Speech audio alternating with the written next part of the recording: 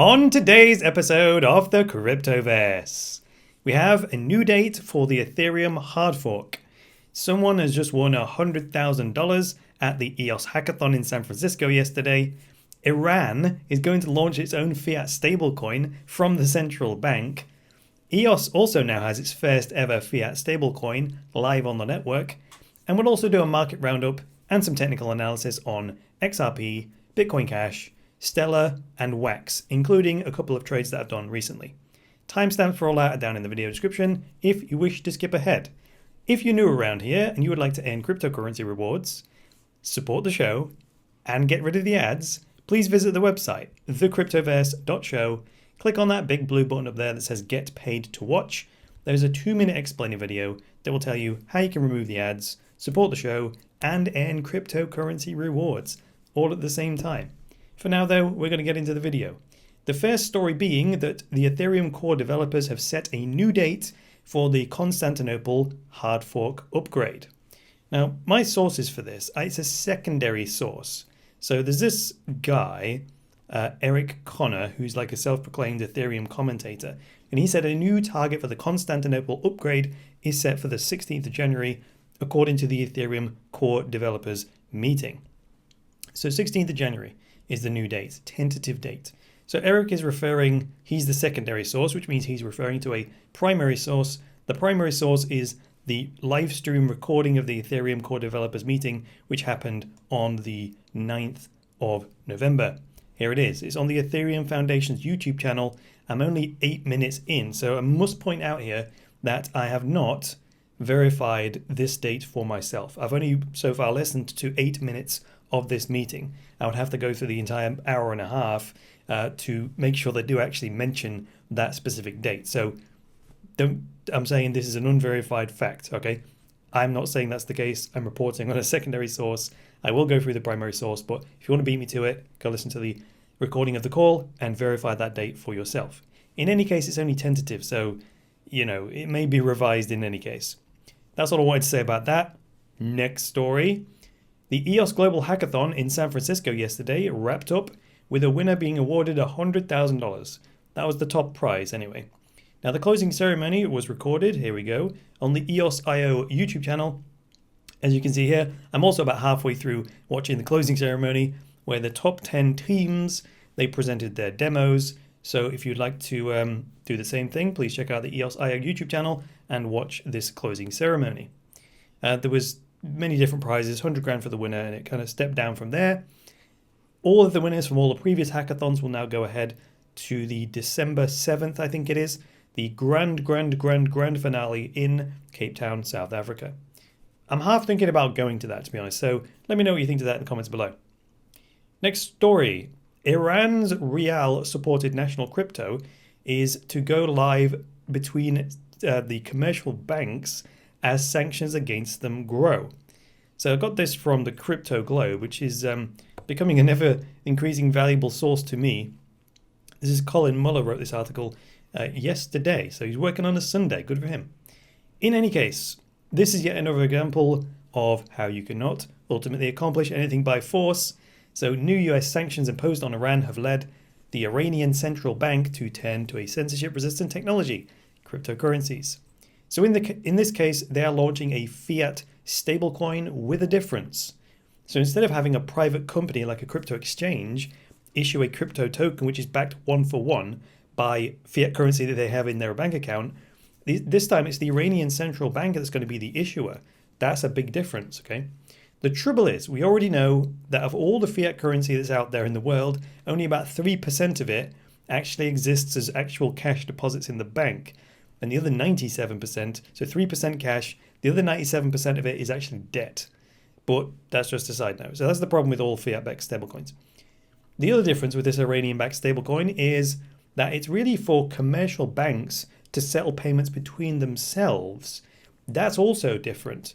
The stablecoins that we've become used to, like Paxos and the Gemini dollar and so on, they're more for retail investors and retail traders. That's not what Iran's doing. They're thinking about it on a much higher level to get around the US sanctions. So just to be clear, the way that the US sanctions people like Iran is by pressuring SWIFT, the international payments network, to cut Iran off the network. So that's what Iran's trying to work around right now.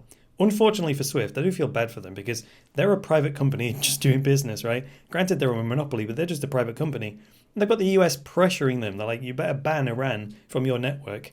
So Swift's in the middle. US is pressuring on one side, you must ban Iran from the network. But then on the other side, Swift has the EU kind of telling them off and encouraging them not to give in to this US pressure. So that's what I call being between a rock and a hard place. So I do not envy Swift's position. The problem with centralization, right? The EU can attack it from one side, the US can attack it from the other. So this is basically the equivalent of what happened to me back in June when Stripe blocked my ability to process credit card payments. Except this is actually happening on a national level rather than an individual level. And of course, I had to turn to cryptocurrencies and all kinds of other solutions for that kind of blockade. On to the next story. EOS also gets its first ever stablecoin. It's called the Carbon USD. And, I said the crypto globe is becoming increasingly valuable. Well, because they've reported this as well. The CUSD, the Carbon USD. Now, while that's a logical name because the developers are called Carbon 12, the Carbon USD kind of sounds like a commodity, doesn't it? Like trading carbon credits. So perhaps an unwise choice in that regard. Anyway, the Carbon USD was launched on Ethereum a couple of months ago, and it's now live on the EOS blockchain. Now, just to be clear, I don't think they're moving from Ethereum to EOS. Rather, they're just launching the EOS version as their second network. So they're kind of blockchain agnostic. So it's going to continue to work on Ethereum and EOS just to provide services to both of those communities, right? So again, for every Carbon USD that is issued, there will be at least $1 in a bank account that in this case is insured by the Federal Deposits Insurance Scheme.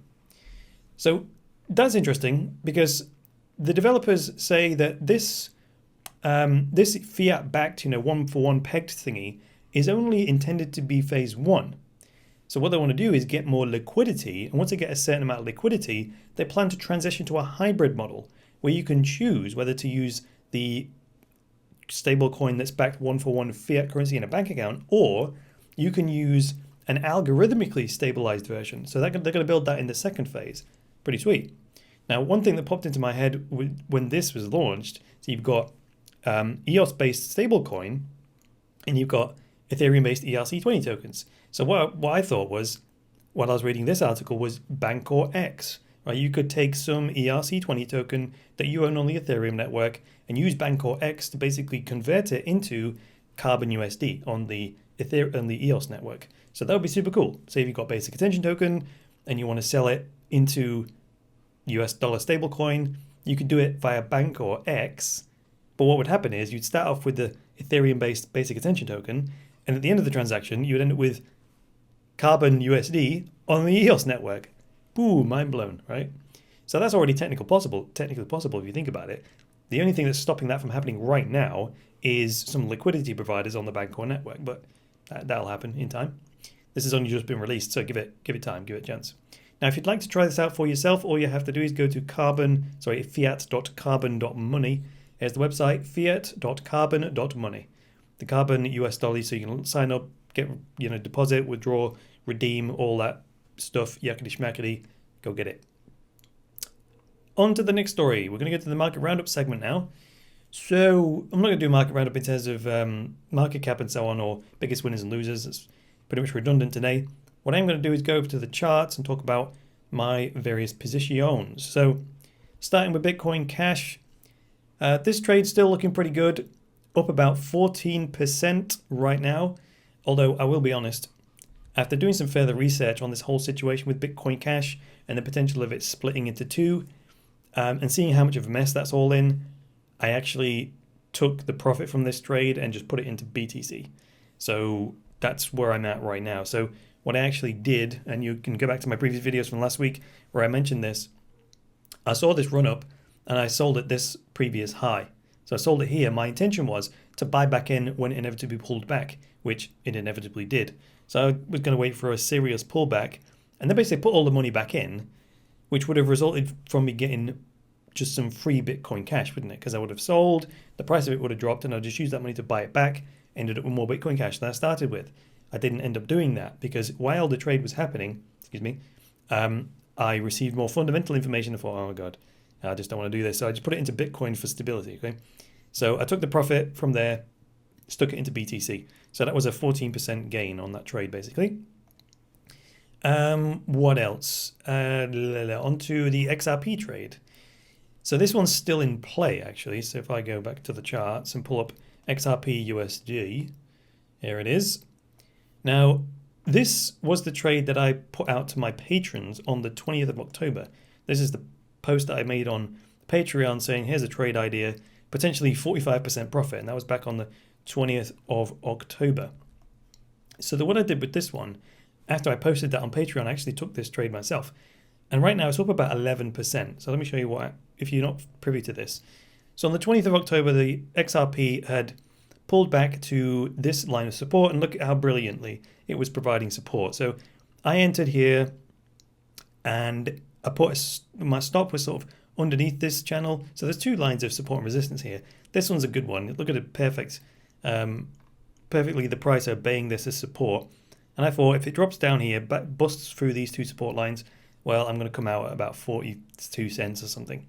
But as it was, it bumbled around a bit. It threatened the stop loss here on the 29th of October, and then it took off again. So it is up about 11% right now. If you measure it from the 20th of October, right about there to there, where the current price is it's 11%, give or take a little bit. Now, I'm not ready to take profit on this one yet because, like I said in my original tip to my patrons, I reckon I can squeeze 45% out of this one. So what I'm looking at is I'm targeting this previous high up here. So if you take it from the 20th of October, if I can't, well, actually this is 49%, but I'm not going to wait for it to actually hit this line. I'm going to pull out before that because you never try and pick the top, right? So if it gets anywhere near this, 45%-ish, around about 65 cents, maybe I'll pull out at that point. That's probably what I'll do. The other thing that is encouraging to me is that if you look at the price action today and over the previous few days, this 200 EMA is now providing support. That's pretty encouraging to me. So now that that's starting to provide support, I'm thinking like maybe I should move my stop loss up to break even so that then I can't actually lose. So that would mean moving my stop up from below this channel to the entry point, or maybe like a tiny bit above it, so that the spread doesn't cause me to lose anything at all. Alrighty, on to Stellar. Stellar's chart looking quite good. So XLM USD, let's go look at that. So look at this one. This is very interesting. So Stellar, over the last 4 months, has built itself this big old wedge, which I was keeping an eye on. And I've spoken about this a few times in recent videos. Well, look at it. It's now broken itself out to the upside. Got to watch out for this previous high here, about 30 cents. But with the blue line, which is the 20 EMA, now crossing above the 80, well, because that's a 3-week-ish and a 2-month-ish, with the 80 and the 20 EMA. Now that's happened, so, confirmation of an uptrend maybe. I would start looking for long trades on this one myself. Just watching out for that though, because if we use the previous high as a line of resistance, that could potentially snaffle any profit opportunities, right? So say, just as a quick example, say it pulled back to 27 cents. Say if that was the entry, if it stopped at the previous high, that would be a 12% gain. But where would the stop loss go is the only question. Where's a safe place to put it? Because reward to risk ratios are the relationship between the profit potential and the risk potential. But I don't see any great places to put the stop loss at this moment in time, which is why I don't want to go in yet. And also, I don't want this previous high to limit the profit potential. I'd much rather target this high before that. Because if we entered anywhere around here and we hit the previous high, well, we'd be looking more like a 28-29% gain. So then that gives us much more room for a stop loss while keeping a decent reward to risk ratio. So I'm going to keep an eye on that one. If it continues that uptrend, then definitely we're looking for long positions on XLM USD. WAX is the final one I'm going to talk about today. No surprise, I've been impressed by WAX. It continues to impress. Going to it now, USD WAX against the US dollar. Have to zoom in a bit closer to WAX. This is the parabolic sort of looking move that I mentioned at the end of last week. It's kind of continuing. Although the volume is reasonably low on WAX, it continues to move up. Unfortunately, I don't own any WAX tokens, otherwise I would start scaling out as a result of this great move up right now. In terms of its blockchain activity, it's also broken its own record here. So let me do a quick zoom on this because it's very tiny. So like it's broken its own record with 5.53 million transactions in a single day, and its AVI is now up to 8,734. So if you're new to this AVI, the Activity Valuation Index, it means that it's the relationship between the market cap and the network usage. So WAX, if Bitcoin is 1, like it's the index of 1, that's the baseline, it would mean WAX is 8,734 times more valuable than Bitcoin if blockchain market cap were to follow network usage. If we were entirely valuing blockchains in terms of market cap in relationship to network usage, WAX is actually 8,734 times more valuable than Bitcoin. Some people don't like this metric, the AVI, but I like to include it in my analysis, so do with it what you will. Blocktivity.info if you want to look up the AVI for any of your favorite coins. I like looking at the big WAX move though, but we can't trade it because the move has already happened. That's the thing. You want to be in position. That's why they call it position trading. You want to be in position before it moves, right? Otherwise, it's too late. Move's already happened. I'm not chasing it. That would be an amateur thing to do. If it pulled back to around 9 cents, I might have a go. So 9 cents is about, let me get my Ray tool here. 9 cents would be this previous high. Oh, it's actually 10 cents. That might be a decent entry point. If it pulls back nicely and plays nice with this support level of 10 cents, which is a nice big round number as well, and if these EMAs continue to look nice, then maybe I'll have a go. I'm not surprised it stopped there though. Look at the previous price action here when it got really, really messy. But I'd have to look at volume, I'd have to look at a whole bunch of different things, but I'm just sharing with you my thoughts off the top of my head right about now as I see it. But I just like the fact that WAX is built on EOS.io software and is also having a big old run up like that. All right.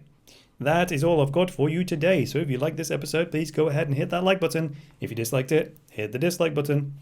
Please leave me a comment below with some feedback, and I would very much appreciate it if you would get subscribed.